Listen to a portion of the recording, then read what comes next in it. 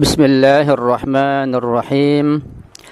Assalamualaikum warahmatullahi wabarakatuh. Alhamdulillahi rabbil alamin. Wa sallallahu ala sayyidina wa maulana Muhammadin wa ala alihi at-tayyibin at-tahirin wa ashabihil muwalin. Ma'asyiral muslimin wal muslimat ayyadakumullah.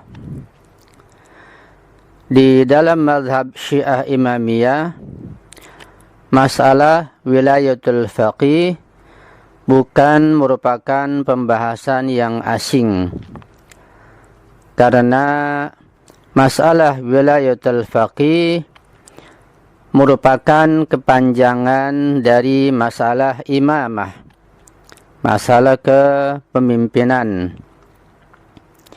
Dan masalah imamah merupakan kepanjangan dari masalah nubuwah Nabi kita Muhammad sallallahu alaihi wa alihi. Artinya, keberadaan nubuwah melazimkan keberadaan imamah, dan keberadaan imamah melazimkan keberadaan marja'iyah dan wilayatul faqih pada masa gaib besar Imam Mahdi ajjalallahu farajah syarif, seperti pada masa kita sekarang ini.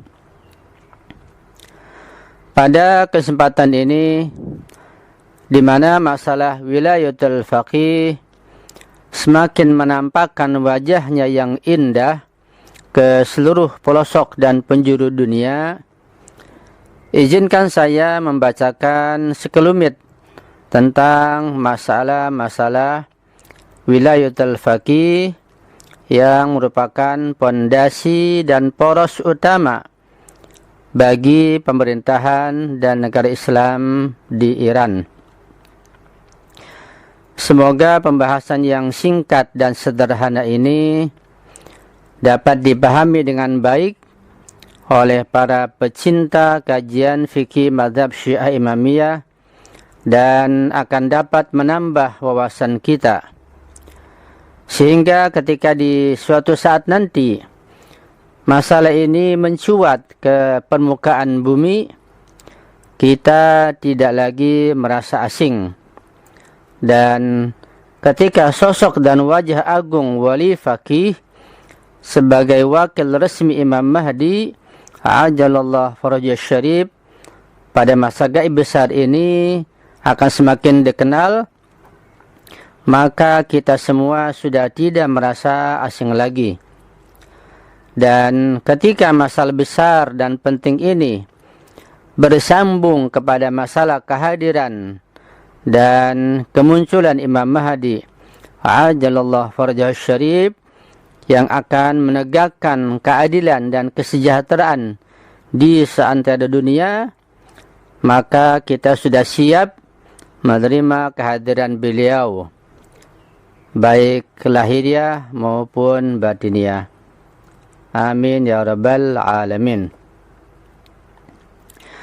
Perlu kita pahami dan sadari dengan baik bahwa seluruh musuh Islam dan kaum muslimin, terutama Zionis Israel dan Amerika, serta sekutu-sekutu mereka dari kaum kafirin, musyrikin dan munafikin, tidak ada yang paling mereka takuti selain masalah wilayatul faqih dan kepemimpinan wali faqih pada masa sekarang ini. Karena itu masa ini secara singkat saya akan bacakan dan saya akan jelaskan. Di dalam daras fikih, setelah pembahasan tentang masalah taklid, terdapat pembahasan tentang wilayatul faqih.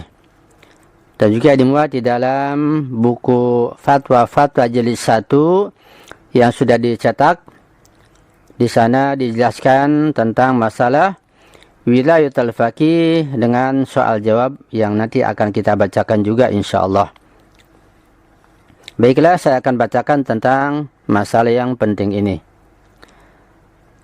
Wilayatul faqih dan kepemimpinan umat. Pembahasan yang akan kita kaji ada 4 masalah atau 4 poin. Poin pertama adalah makna wilayatul faqih. Poin kedua, pentingnya masalah wilayatul faqih. Poin ketiga, batasan-batasan wilayatul faqih. Dan bahasan yang keempat, perbedaan pandangan antara wali faqih dengan marja taklid. Poin pertama tentang makna wilayatul faqih. Makna atau definisi wilayatul faqih ialah pemerintahan yang dikendalikan atau dipimpin oleh seorang faqih, seorang ulama yang faqih, yang adil dan pandai dalam masalah agama, dalam semua cabang dan bidang agama. Bukan hanya masalah fikih saja, bahkan utamanya masalah politik dan sosial. Itu pengertian atau makna wilayatul faqih secara singkat dan sederhana, yaitu pemerintahan yang dipimpin oleh seorang faqih mujtahid yang memenuhi syarat, yang adil, pandai dan mendalam dalam masalah agamanya. Catatan 1. Wilayatul faqih dalam kepemimpinan masyarakat Islam dan pengaturan berbagai urusan negara Islam dalam setiap masa merupakan salah satu pondasi dan rukun mazhab Syiah Imamiyah yang berujung pangkal kepada masalah imamah. Jadi masalah wilayatul faqih, masalah marja'iyah ini bersambung dan berujung kepada masalah imamah. Masalah imamah bersambung kepada masalah nubuwah dan sampai kepada syariat Allah Subhanahu wa taala yang juga disebut dengan khilafatullah. Yang kedua, seseorang yang tidak meyakini wilayatul faqih, baik berdasarkan hasil ijtihad ataupun karena taklid pada masa gaib imam zaman ajalallahu farajah syarif, tidak menyebabkan ia murtad dan keluar dari agama Islam. Jadi siapapun, baik itu non-muslim apalagi muslim, ketika tidak meyakini wilayatul faqih, tidak mengikuti atau tidak percaya, tidak menyebabkan dia keluar dari ajaran atau agama Islam sama sekali. Karena itu, barang siapa yang berpandangan bahwa tidak perlu meyakini wilayatul faqih berdasarkan dalil dan argumen, maka ia dapat dimaafkan dan dimaklumi. Hal itu karena barangkali dia belum sampai kepada pemikiran yang telah dicapai oleh orang yang meyakini wilayatul faqih. Karena ini masalah argumen, masalah dalil, bukan saja berdasarkan dalil akli, bahkan juga dalil naqli, baik Al-Quran maupun hadis, serta masalah pentingnya sistem ini pada masa sekarang ini. Artinya orang-orang yang telah mengkaji dan meneliti tentang konsep wilayatul faqih betul-betul meyakini dan mempraktekkan hal ini pada masa sekarang ini, yang tidak mungkin tidak harus ada demi untuk menghadang musuh-musuh Islam dan membentengi negara Islam dari serangan mereka. Tetapi ia tidak boleh menyebarkan ikhtilaf dan perpecahan di kalangan umat Islam. Ini yang tidak boleh. Jadi dimaafkan dan ma'adzur bagi setiap orang yang tidak meyakini wilayatul faqih, tetapi jangan menyebarkan ikhtilaf dan perpecahan di kalangan kaum muslimin. Ini yang dilarang dan diharamkan serta bisa berakibat dosa besar ketika mengakibatkan perpecahan umat manusia atau umat Islam. Yang kedua, poin kedua, pentingnya wilayatul faqih.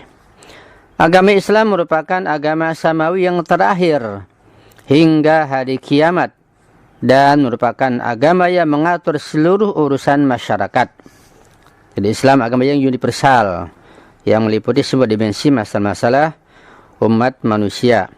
Oleh karena itu, seluruh lapisan masyarakat muslim dituntut untuk mempunyai seorang pemimpin dan wali faqih yang mampu menjaga umat Islam dari kejahatan musuh-musuh mereka, mampu mempertahankan undang-undang Islam, menegakkan keadilan sosial, menepis kezaliman, menjauhkan orang-orang yang kuat dan diktator agar tidak menguasai kaum yang lemah, dan dapat menjamin terwujudnya sarana teknologi, budaya, politik, dan sosial.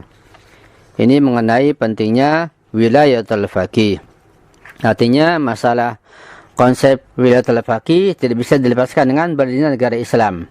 Artinya tidak mungkin konsep wilayatul faqih akan bisa dipraktekkan, bisa ditegakkan, dan bisa dijalankan ketika belum terbentuk negara Islam. Karena negara Islam dan konsep wilayatul faqih ini bersambung kepada masalah khilafatullah, dan bersambung kepada masalah imamah. Bukan sekedar negara Islam yang berdiri tanpa konsep dan dasar yang kuat. Kemudian catatan. Wilayatul faqih merupakan hukum syar'i ta'abbudi yang ditopang oleh hukum akal. Dan dalam menentukan misdaknya atau contoh realnya, itu menggunakan metode uqala'i, itu metode orang-orang yang berakal, sebagaimana dijelaskan di dalam Undang-Undang Dasar Negara Islam Iran. Artinya konsep wilayatul faqih ini sangat serasi dan sesuai dengan pandangan orang yang berakal. Tentu akal yang diisi dengan pengetahuan yang cukup, dengan wawasan politik dan sosial yang cukup. Artinya setiap orang yang punya wawasan politik yang cukup, setiap orang yang punya wawasan sosial yang cukup, ilmu yang cukup, maka dengan akal pasti akan menerima konsep wilayatul faqih ini. Ini konsep yang paling didakut oleh Barat, oleh Zionis dan kaum musyrikin, kafir dan munafikin. Ma'asyiral muslimin wal muslimat, sampai di sini dulu pertemuan kita yang pertama ini tentang wilayatul faqih. Jika terdapat kesalahan dan kekhilafan, tolong dimaafkan dan diperbaiki. Dan saya mohon doa antum selalu. Saya akhiri, wassalamualaikum warahmatullahi wabarakatuh.